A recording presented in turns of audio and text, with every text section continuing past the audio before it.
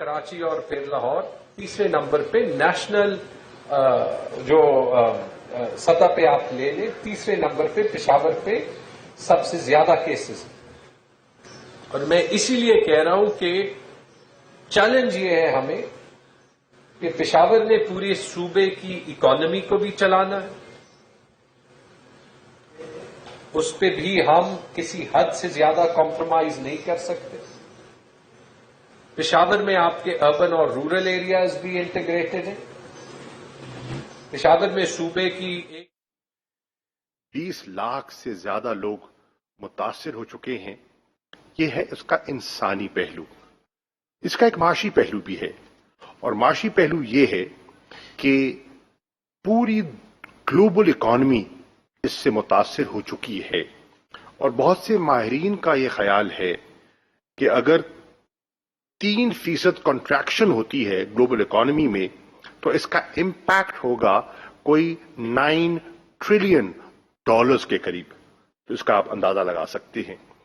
آپ اندازہ لگا سکتے ہیں کہ کاروبار بند ہیں اور جاب لیسنس ہو رہی ہے، نہ صرف پاکستان میں، امریکہ ہیں کہ کاروبار بند ہیں اور جاب لیسنس ہو رہی ہے، نہ صرف پاکستان میں، امریکہ جیسے ملک میں اور ڈیولپڈ اکانومیز میں، یورپ میں. یہ آپ دیکھ رہے ہیں کہ they are feeling the pinch. Exports متاثر ہو گئی، ریمیٹنسز کے متاثر ہونے کے قوی امکانات موجود ہیں، لے آفس کا خدشہ موجود ہے.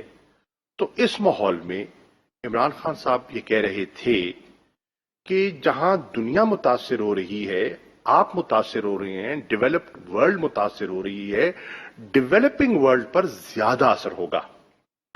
اور میں بات کر رہا ہوں ڈیولپنگ ورلڈ کی، میں اس کی وکالت کر رہا ہوں کیونکہ مجھے اندازہ ہے، کیونکہ پاکستان اس ڈیولپنگ ورلڈ کا حصہ ہے، مجھے اندازہ ہے کہ اس کا پاکستان پر کیا امپیکٹ ہو سکتا ہے.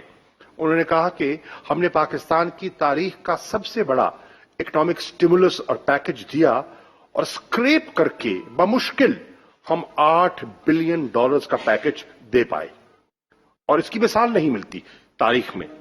تو اگر آپ دیکھیں کہ اس کا جو امپیکٹ پاکستان کی معیشت پہ پڑے گا تو اس کو آپ ملٹی پلائی کر لیں ٹو دی ڈیولپنگ ورلڈ تو آپ کو اندازہ ہوگا. اب ڈیولپنگ ورلڈ کی دو اور مشکلات ہیں. ایک، ان کے پاس فسکل سپیس نہیں ہے، اور نمبر دو، ان کا جو ہیلتھ کیئر سسٹم ہے وہ فریجائل ہے. اب جہاں ان کی آمدن گر رہی ہے، جہاں ان کی برآمدات متاثر ہو رہی ہیں، وہاں ان کے اخراجات بڑھ رہے ہیں. وینٹیلیٹرز چاہیے، اکوپمنٹ چاہیے، ہاسپٹلس کو آپ نے اپنا ان کے ری انفورس کرنا ہے، ضروریات پوری کرنی ہے. تو سب سے مناسب اور کوئک رسپانس اگر دنیا دے سکتی ہے تو وہ ڈیٹ ریلیف کی شکل میں دے سکتی ہے.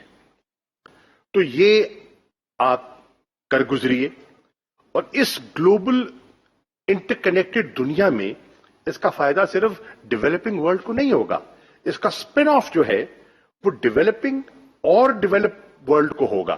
کیونکہ آج ہم ایک دوسرے سے جڑے ہوئے ہیں. یہ ہو نہیں سکتا کہ چین متاثر ہو رہا ہو تو امریکہ متاثر نہ ہو. یہ ہو نہیں سکتا کہ یورپ متاثر ہو رہا ہو اور پاکستان کی منڈیاں متاثر نہ ہو رہی ہوں. That's the connection. اس کے لیے انہوں نے ڈیٹ ریلیف کا تقاضا کیا، اور یہ ہم کچھ عرصے سے ہم اس پر خاموشی سے کوشش کر رہے تھے. میں آپ کی خدمت میں عرض کرنا چاہوں گا کہ ہم نے آپس میں دفتر خارجہ میں ایک مشاورت کا عمل اس کا آغاز کیا، اور فارن سیکرٹری صاحب سے میں نے درخواست کی، اور انہوں نے ڈی جی یو این جو تشریف فرما ہے، ہمارے جو پی آر ہیں نیو یارک میں منیر اکرم صاحب اور جنیوا میں خلیل ہاشمی صاحب، مل بیٹھ کر ہم نے ایک پلان مرتب کیا، ایک حکمت عملی وے فارورڈ کے بارے میں تبادلہ خیال کیا کہ ہم اس کو اپروچ کریں تو کیسے کریں. آسان کام نہیں ہے. تو ہم نے ایک پیپر بنایا. جو ہم نے پیپر بنایا، اب اس پیپر کو تو بیسکلی تو یہ جو نوک پلک ہے، تفصیلات ہیں، وہ تو یا فائنینس سمجھ سکتا ہے یا اکنامک افیئرز ڈویژن سمجھ سکتا ہے.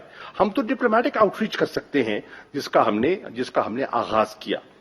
تو پھر مناسب سمجھا کہ جو متعلقہ وزراء ہیں ان کو دعوت دی جائے دفتر خارجہ میں. تو میں نے دعوت دی ایڈوائزر فائنینس کو حفیظ شیخ صاحب کو، میں نے دعوت دی منسٹر پلاننگ کو اسد عمر صاحب کو، اور میں نے دعوت دی اکنامک افیئرز ڈویژن کے اس وقت جو وزیر تھے حماد اظہر صاحب کو. اور یہ جو ہمارا پلان تھا میں نے ان سے شیئر کیا تاکہ ان کا انپٹ لیا جائے. انہوں نے بڑے مفید مشورے دیے، ہم نے ان کے مشوروں کو شامل کیا، اور جب ہم نے ایک اپنی کمپریہنسو اسٹریٹجی بنا لی تو پھر میں نے وزیر اعظم سے درخواست کی. لاہور تشریف لے جا رہے تھے، ہم اکٹھے تھے جہاز میں، تو میں نے ان سے پلان شیئر کیا. And he said it's a very good idea, ہمیں بڑھنا چاہیے اس طرف. میں نے احتیاطاً یہ بھی کہہ دیا کہ اس کے رسکس بھی ہیں. تو پرائم منسٹر صاحب نے کہا بالکل رسکس ہیں، لیکن ہمیں یہ رسک لینا چاہیے. چنانچہ ہم نے ان کی اجازت کے بعد پورا ایک جو ان سے درخواست کی کہ اس اپیل کو آپ لانچ کیجئے. تو 12 اپریل کو انہوں نے اس اپیل کو لانچ کیا.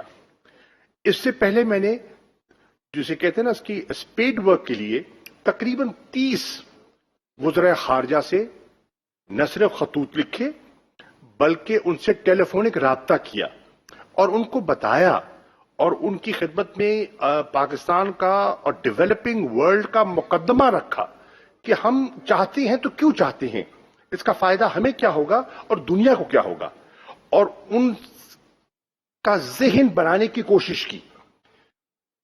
الحمدللہ 12 تاریخ کو عمران خان صاحب نے اپنی اپیل لانچ کر دی، اور اسی دن ہم فورن آفس سے لیٹرز تیار کر کے لے گئے تھے جو ایڈریس تھے to the secretary general of the UN, address تھے انٹرنیشنل فائنینشیل انسٹیٹیوشنز کے سربراہان کی طرف اور گلوبل لیڈرز کی طرف. ہم نے خطوط ارسال کر دیے، اور ان خطوط کے بعد ہم نے اپنی ڈپلومیٹک جو اپنی ایکٹیویٹی ہے اس کو جاری رکھا. کل شام کو جو گزری کل ہے، میری 6:30 بجے چین کے وزیر خارجہ سے اس موضوع پر تفصیلی گفتگو ہوئی، کیونکہ آپ جانتے ہیں کہ چین جو ہے وہ G20 کا ایک اہم ملک ہے. اور اگر آپ کی میں توجہ مبذول کراؤں کہ G7 کا جو اجلاس ہوا تھا G20 سے پہلے، تو G7 کے اجلاس میں ہماری یہ چیز زیر بحث آئی، اور اس سے پہلے جو یورپین یونین کا اجلاس ہوا تھا اس میں بھی اس کو زیر بحث لایا گیا. G7 ریسیپٹیو تھا، لیکن G7 نے کہا کہ ہم تب آگے بڑھ سکتے ہیں اگر G20 اس پر مہر ثبت کرے. اب G20 میں آپ جانتے ہیں کہ 2 اہم ممالک اور بھی ہیں، چین ہے، روس ہے، اور چین اور روس کا اس پہ آن بورڈ ہونا بھی بہت ضروری تھا. الحمدللہ وزیر اعظم کی اپیل کو فوراً سراہا اور اس کی حمایت کی اقوام متحدہ کے سیکرٹری جنرل. ان کا کلپ بھی آپ کے سامنے ہے اور آپ نے دیکھ لیا ہوگا، میڈیا پہ وہ چل بھی چکا ہے. اور انہوں نے وزیر اعظم عمران خان کا نام لے کے کہا کہ ان جو عمران خان نے بات کی ہے وہ اسی اسپرٹ میں بات کر رہے ہیں جس اسپرٹ کا میں تقاضا کر رہا ہوں. تو انہوں نے G20 میں بھی اسی انداز میں گفتگو فرمائی. مینیجنگ ڈائریکٹر IMF کے ویوز بھی آپ سن چکے ہیں، انہوں نے بھی اس چیز کو سراہا، اپریشیٹ کیا، اور بات گئی G20 میں. تو کل رات G20 کے اجلاس نے ایک تاریخی فیصلہ کیا، اور وہ تاریخی فیصلہ یہ ہے کہ انہوں نے ڈیولپنگ ورلڈ کو، جس میں 76 ممالک آتے ہیں، انہیں ڈیٹ ریلیف دینے کا فیصلہ کیا ہے. یہ ایک بہت بڑا فیصلہ ہے، بڑا بر وقت فیصلہ ہے، اور اس فیصلے کے ذرا وسعت کو دیکھیے. 76 ممالک بیک وقت اس سے مستفید ہوں گے، اور اس کی اپلیکیشن بھی فی الفور ہو جائے گی. 1 مئی سے اس کا جو ہے اس کا اجرا ہو جائے گا. تو یہ ہے اس کا فائدہ. اب اس کے ساتھ ساتھ میں یہ بھی کہتا چلوں کہ انشاءاللہ پاکستان کو فسکل سپیس ملے گی، اور پاکستان اس فسکل سپیس کو وزیر اعظم عمران خان کی حکومت، پاکستان کی عوام اور ان کی بہتری کے لیے، اور وہ طبقہ جو اس وقت پسا ہوا طبقہ ہے، جو افلاس اور جو بل بلا رہا ہے، جس کی 2 وقت کی روٹی، جو دہاڑی دار طبقہ ہے، جس کو گھر میں راشن دینے کی مجبوری پڑ رہی ہے، جس کو ہمیں 144 ارب کی شکل میں ہم احساس کا کفالت پروگرام جو ہے اس کا ہم نے اجرا کیا ہے، جس کو پہنچنے کے لیے ہم نے 1 کروڑ 20 لاکھ گھرانوں تک رسائی کا ایک شفاف پلان دیا ہے، جس کی رسائی کے لیے پنجاب حکومت نے فیڈرل گورنمنٹ کے ساتھ کوآرڈینیٹ کر کے 25 لاکھ گھرانوں کو انصاف امداد پیکج کا جو اعلان کیا ہے. تو یہ اس کی معاونت کے لیے، اس کو تقویت دینے کے لیے ایک اور سٹیپ فارورڈ ہے. میری ابھی یہاں آنے سے پہلے ہمارے جو ایڈوائزر ہیں فائنینس کے، حفیظ شیخ صاحب، ان سے پرانا تعلق ہے، ہم پہلے بھی اکٹھے رہے ہیں، اور میں نے ان سے میٹنگ کی ہے، تبادلہ خیال کیا ہے. نمبر کرنچنگ آبویسلی جیسے ڈیٹیل سامنے آئیں گی، انفولڈ ہوں گی، تو وہ نمبر کرنچنگ کریں گے، یہ جی فائنینس کر کے، تو انشاءاللہ اس کو آگے لے کے چلیں گے، اور ہم اس کوآرڈینیٹڈ چیز کو آگے بڑھاتے چلے جائیں گے. میں پاکستان کو، میں ڈیولپنگ ورلڈ کو، اور میں عمران خان کو مبارکباد پیش کرنا چاہتا ہوں کہ جو ناممکن دکھائی دیتا تھا، اور میں آپ کو عرض کر دوں، بہت محتاط آوازیں بھی میں نے سنی اور میرے کانوں تک پڑی کہ ذرا ٹھہر جائیے، ذرا سوچ لیجیے، جیسے کوشش ہوتا ہے، ہماری ایک فطرت ہے. تو اس کے باوجود ہم نے فیصلہ کیا کہ لیو اٹ ٹو گاڈ، ہمیں نیک نیتی سے آگے بڑھنا چاہیے. اجر اللہ کی طرف سے ملتا ہے، اور وہ اجر انشاءاللہ پاکستان کے لوگوں کو ملے گا.